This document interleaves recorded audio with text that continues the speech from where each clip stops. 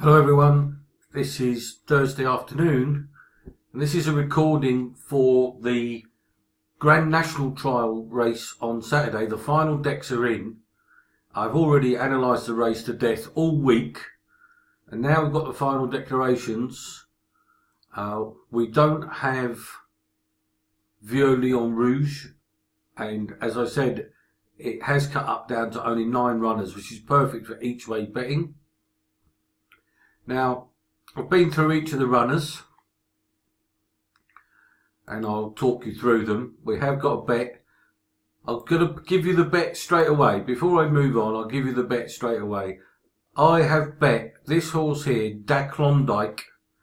I just managed to get some on at 9 to 1 and some on at 8 to 1. I have had 5 points each way. It's a big bet, but I really expect him to be involved in the finish. And we'll see why soon. So that's the bet. 3.15. This is the first bet. There may be more bets on Saturday, but this is the main bet. 3.15 Saturday, Haydock, Da Klondike, number 7. 5 points each way. Just get that out of the way. So if you don't want to watch the video, that's it. You've got the information. Here we go. So Black Lion, of course, is a very smart horse. He's an RSA winner and ran exceptionally well in a hot Grand National. And I'm coming to believe that that Grand National last year is very strong form indeed.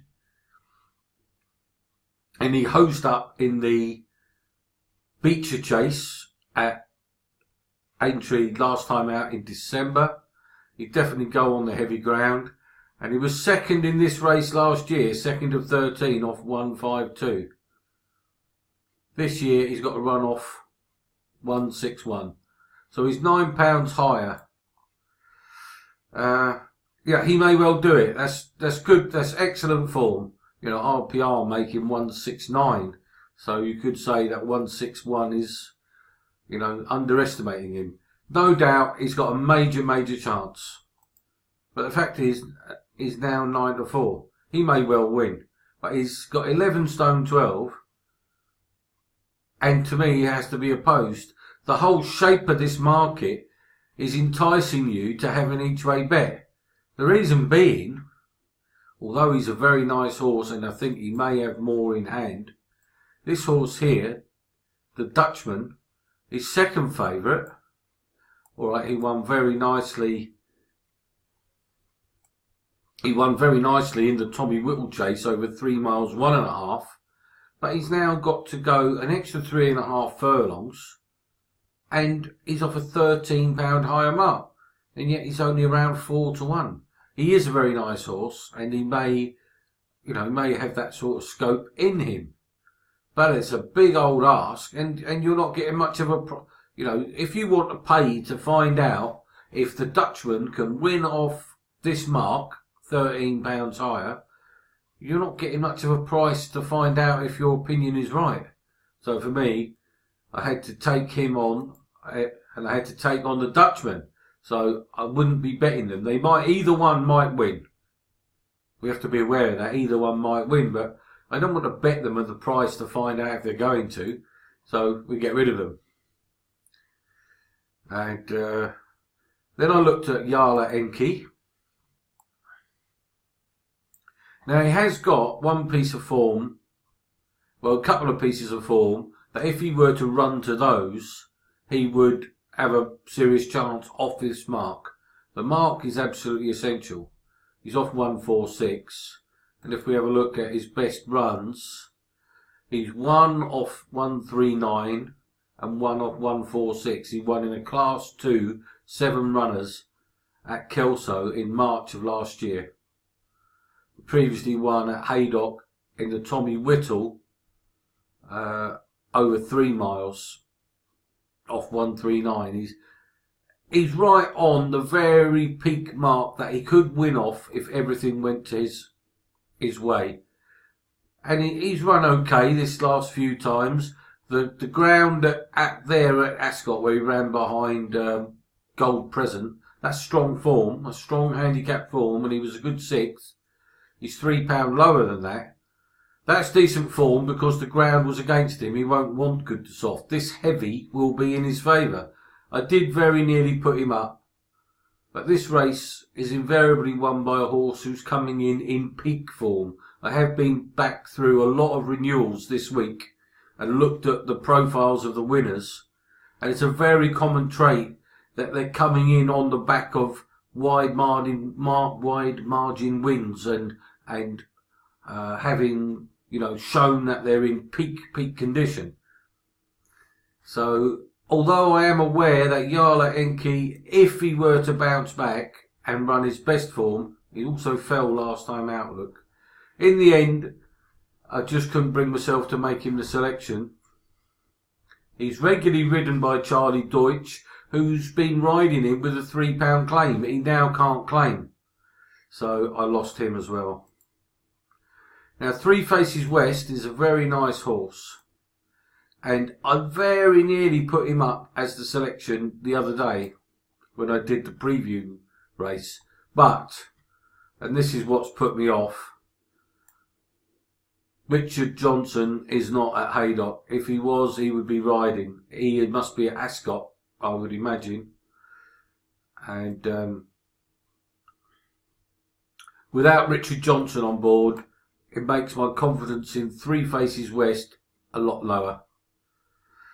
And he did miss a whole year here from the end of November and December 2016. He didn't appear again until November 2017. He's had a couple of runs. He was going well last time out when he fell. He may well have won and been involved in the finish. But he has got to bounce back to this kind of form. He may do it. But I would much rather have Richard Johnson on board. There he is. Richard Johnson was on him when he hacked up. Now we've got Tom O'Brien. Not that I've got anything against Tom, but I just think having Richard Johnson would make me want to bet him. So not having him doesn't make me want to bet him. So I knocked him out. Now Silsoul, I spoke about him in the preview video. I do like the horse. The fact of the matter is he has got to find his best form. And his best chase form is a long time ago. They went back hurdling. And his best chase form is back here in December 2015. It's more than 2 years ago. Since then, he's been back hurdling. And he's just had that one chase there where he was 5th in the Welsh National. That may yet turn out to be really strong form. But he's got to improve significantly on that. You know, he's got to run £10 better than that form. He was beaten how far? 6, 15, 16 and a half. Yeah, he's beaten 16 and a half lengths. And he had Brian Frost claiming £5, which took his weight down. He's got Noel Feely this time. That's probably a good move, putting a strong jockey on, but he's got a lot to do for me. And the Nichols Yard they're having winners, but they're a bit in and out with the consistency. So I knocked him out. And then I looked at Wild West Wind.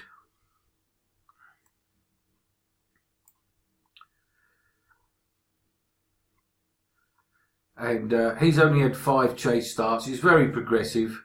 If we look at him, he won a novices handicap chase on his chasing debut in January 2017. Then he won another novices handicap chase. He went up to 138. He got beat off 138 at Exeter. Probably the ground was too quick. He then won at Chepstow on his reappearance. He's now up to 144. He was going well in the Welsh National here in January, the delayed Welsh National, and he may have been involved in the finish, but it's a lot to ask on just his 6th start. He's climbed a long way and he fell on his last start. So at the price 7 to 1, I decided not for me. I then looked at these two as well, and we'll have a look at the Klondike in a moment.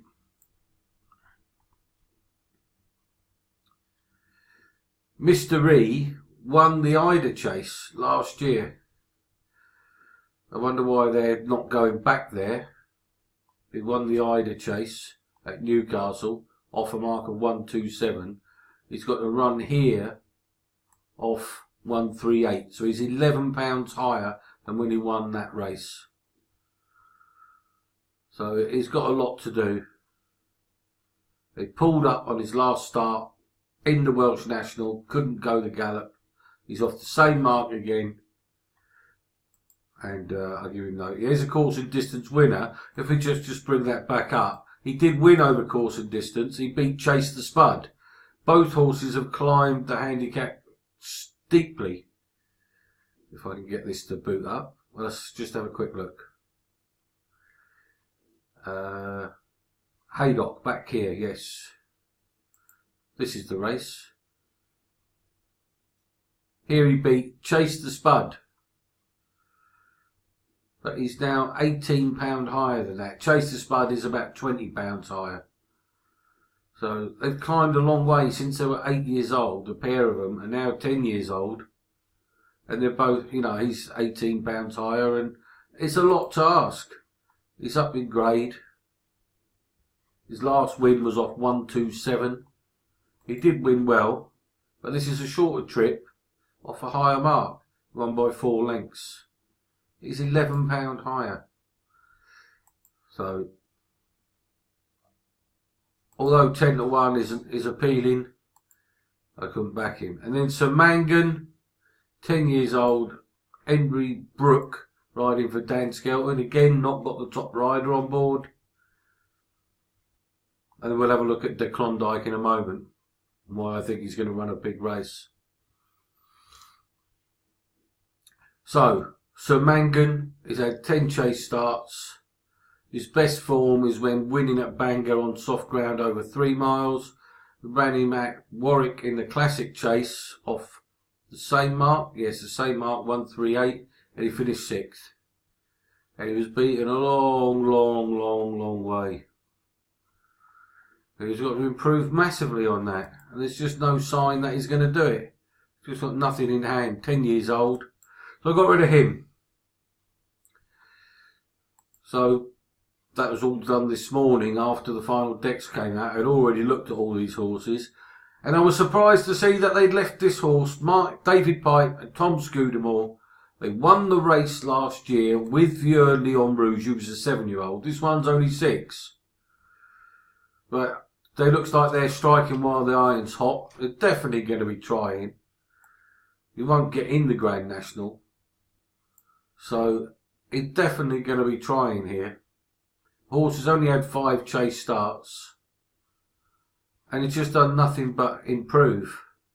He had an off day there when they run him back quickly 4 days later. If you look, he won at Wetherby and they thought, oh, we'll run him under the penalty to pick up a pot. But it didn't make any difference. He then came out a month later and hosed up at Wincanton off 126. Just absolutely cruised in. He was only a 5-year-old then. And then he won at Newbury. All right, he beat a load of old timers here. But he's proven on the heavy ground. He's up £7. But this yard know the time of day. They had Vieux Leon Rouge, which is in not only the same trainer and jockey, but the same owner. Won the race last year with Vieux Leon Rouge. There they are. Pipe, Scudamore. This horse has got 10 stone 5 on his back. He's proven on the mud. He's definitely going to stay. He's stayed on really well over 3 mile, 2.5. And at 9 to 1, which is what I got with Betfair, I've got the market here. I went and got some 9 to 1. There we go, 9 to 1 Betfair. There's also 8 to 1 with Sky Bet. So those are the 2 best prices, 8s and 9s. If you can get on, I just think, there's some badly handicapped horses in the race. And this horse is highly progressive. And there we go. Just hopefully I've read the race right. He's coming in peak form. He's got no weight. Lots of the previous winners have had bottom weight. And he's guaranteed to stay. Whether he's good enough, that is what we're going to find out. But at 8 and 9 to 1, even if he's not quite good enough to win, I see him being, in the frame anyway. So I think it's pretty much a free bet. Okay, that's the first bet for Saturday. I will be looking to see if there's others. That's 5 points each way. The Klondike 3:15 Haydock on Saturday.